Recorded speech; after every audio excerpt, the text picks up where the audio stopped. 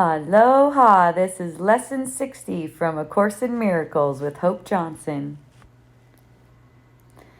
These ideas are for review today.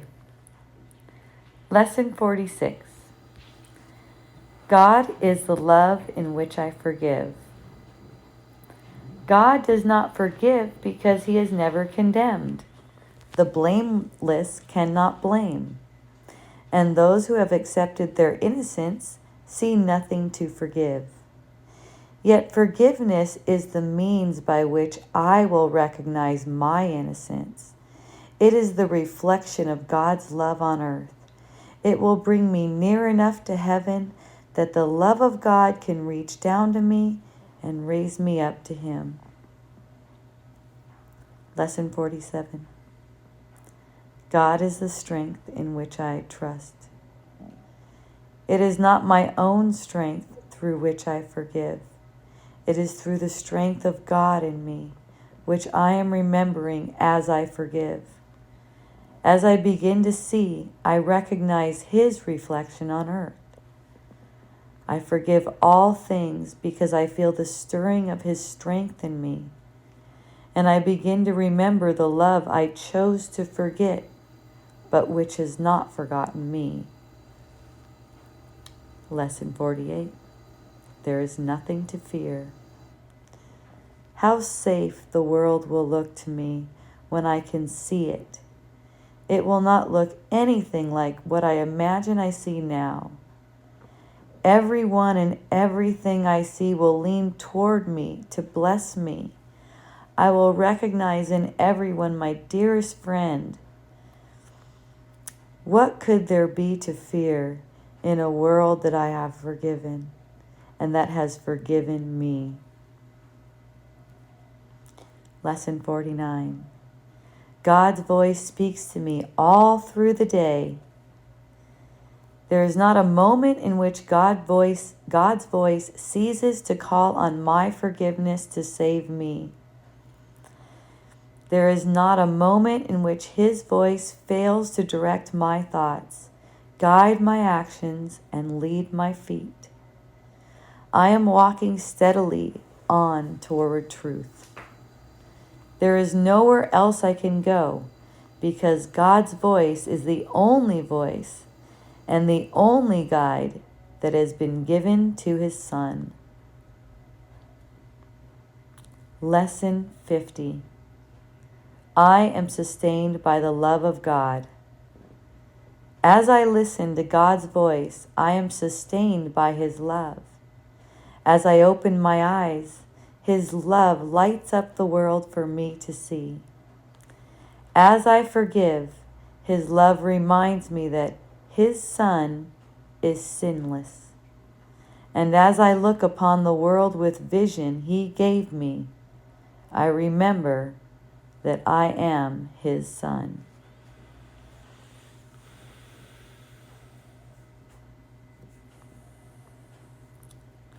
So this set is all about forgiveness. It's all about forgiveness. It's recognizing that I have everything I need right now to extend forgiveness. You know, it says here, the innocent cannot blame, right? It's like they don't need any forgiveness. Perceiving a world where there seems to be separation is an indication that we do not recognize our innocence. That's why we still need forgiveness. As long as there's perceiving separation, we still need to extend forgiveness. Forgiving our perception that there is separation. Right. And all things that come up that are triggering, that need forgiveness, are a reflection of the thought that we did separate ourselves from the kingdom. And that thought is being dearly held by us, mostly in secret.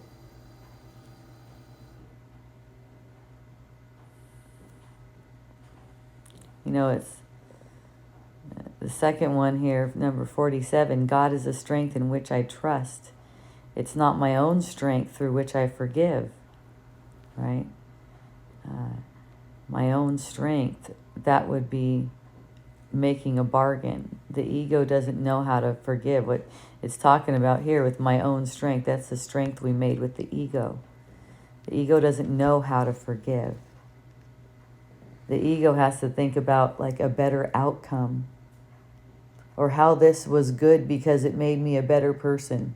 This was good for me because it made me a better person. Or this was good for me because it taught me what I do not like.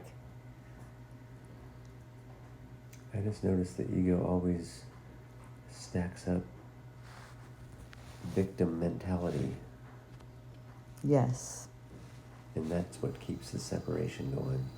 Right. Victim mentality. That's right. That's why the forgiveness is so important. Because the true forgiveness recognizes what I thought happened didn't happen.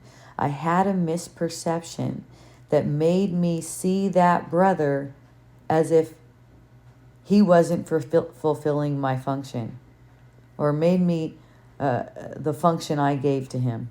He wasn't fulfilling that. I said I needed him to be this certain way, and he wasn't that way for me.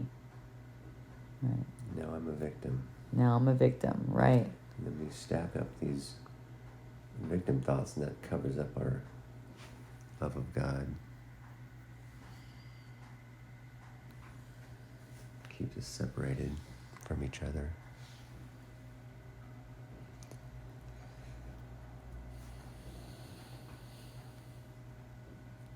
So that feeling like a victim engenders fear, of course. And that's why the next one says, there's nothing to fear. How safe will the world look to me when I can see it? Won't look anything like what I see right now. Everyone and everything leans toward me to bless me. Now, I can say from my perspective, I am seeing that more and more and more. It looks like it in the perception that everyone is leaning forward to bless me. That's really what it looks like. I do still encounter projections that I'm doing, of course. It can't come from anywhere but me. I do still encounter projections and sense pain, emotional pain, let's say. However, because of knowing that there's nothing to fear, that emotional pain or physical pain, these are the same thing, actually. They're the same thing. That emotional pain is seen completely differently. So now it's being used for the peace of God, basically. It's revealing to me how I'm rejecting, resisting the peace of God. And that's allowing me to receive it more. And it reveals it to me through sensation. Right? It just, that's the first manifestation of your thought, the sensation that's arising in the what appears to be the physical form. That it's just a passing of sensation. That's the first manifestation of thinking. So when there's an upset feeling, that's telling me that my mind needs a correction so that I can feel and know the love of God. That perception, perceiving it, is definitely, it shines a light on it. It's like, whoa, that's the love of God. Wow. That's what I want. That's all I want. I don't want anything here. And where that upset feeling came from, that's actually your Savior. Right. I will recognize in everyone my dearest friend. Yes. Those upsets we get, we tend to blame them on people, but they become our savior because they just made us recognize there's something within us that needs to get corrected. Right. And it says, it says here, I will recognize in everyone my dearest friend. That friend, it's capitalized here. And the reason it's capitalized here is because that friend is God. The dearest friend. That's the only friend we have. We don't have any friends in these people. People can't be friends to us. They are identified as egos. We've identified them as egos. Let's put it that way. Because as long as we're perceiving a body, we're also projecting all the other bodies. So the only friend we have is God. And that, and seeing that in people, like, so look at, you get the sense that a person has done something, and because of what they have done, or because of their influence in your life, however you want to put it, now you're feeling upset. Let's say you're feeling heartache, heartbreak even. Let's say it seems like that. This is not a feeling that's even a possibility in reality. It's not a possibility. It's just showing you how your heart can be open more. That's how you recognize in everyone that they're your dearest friend. And you start to see the world this way, even with the appearance of bodies. That everyone is extending love to you, and everyone is doing everything for you and blessing you so much. So all you can do is be grateful to them and express your gratitude through all of your expressions. It's through your behaviors, your attitudes, everything like that. It becomes expressed through you.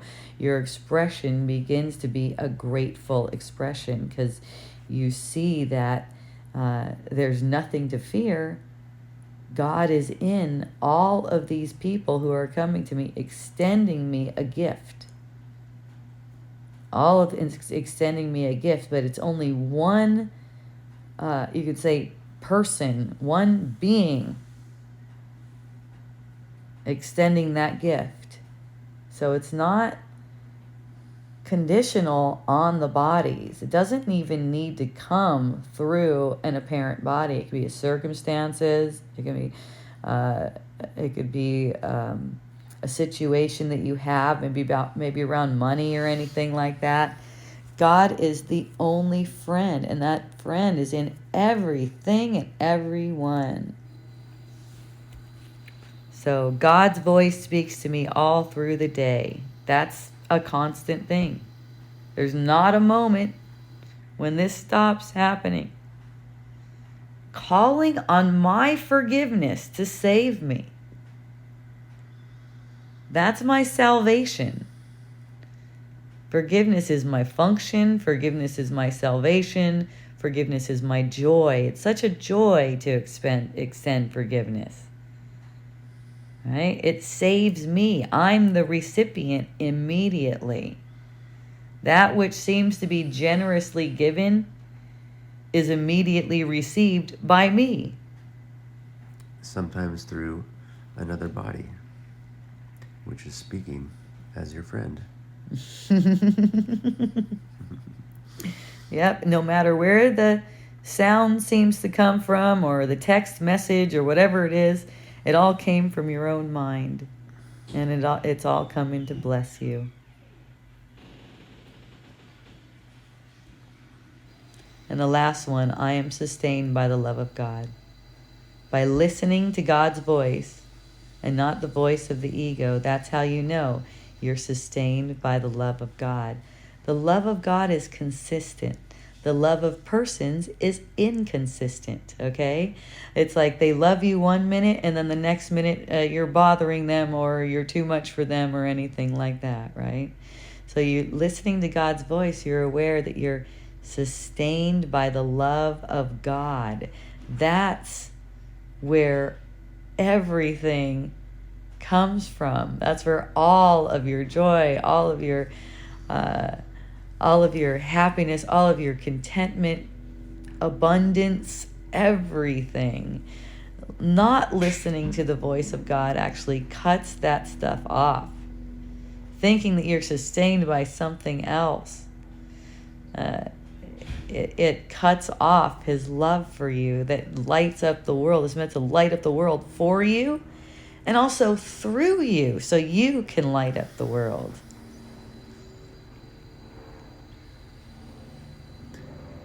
And I remember that I am his son. Yes. I am blessed as the Son of God. That's another one. But this one, I am sustained by the love of God. That means I need nothing in this world for me to be happy, for me to be fulfilled. In fact, there's nothing in this world that can fulfill.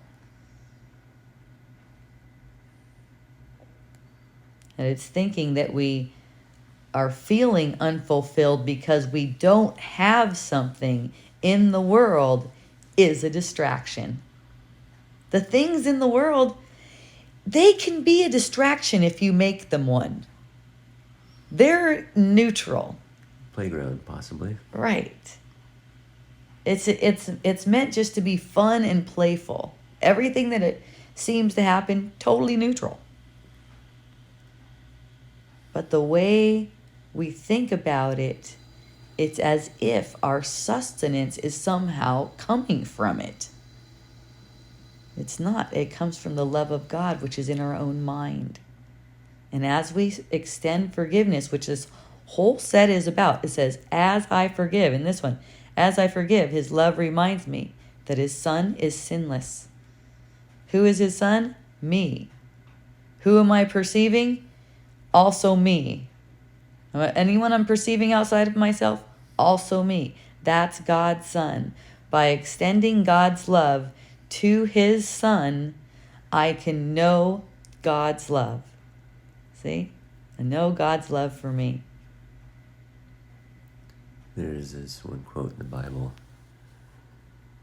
We know there is God because of the love we have for each other. Beautiful. Yeah. So love one another and happy Thanksgiving.